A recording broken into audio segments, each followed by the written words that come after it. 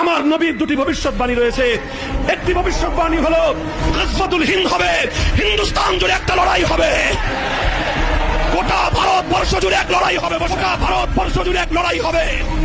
সেই লড়াইটা হবে ঈমান আর কুফরের লড়াই, সেই লড়াই হবে তাওহীদ আর শিরকের লড়াই, সেই লড়াই হবে হক আর বাতিলের লড়াই, সেই লড়াই হবে তাদের মধ্যে যারা গরুর দুধ খায় আর তাদের মধ্যে যারা গরুর গোবর আর মুদ খায়।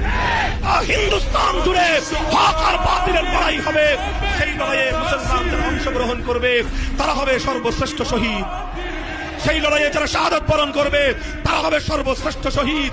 ও দুনিয়ার মুসলমান, আল্লাহর নবীর হাদিসের আলোকে বোঝা যায় চূড়ান্ত লড়াইয়ে গজওয়াতুল হিন্দ যখন শুরু হবে, 80 কোটি মুসলমান, পৌনে 100 কোটি মুসলমান যদি আল্লাহু আকবারের ধ্বনি নিয়ে, শাহজালালের তরবারি নিয়ে তারা যদি ময়দানে নেমে পড়ে, ভারতবর্ষ নয় সারা দুনিয়া জুড়ে কালেমার পতাকা উড়বার রাস্তা তৈরি হয়ে যাবে।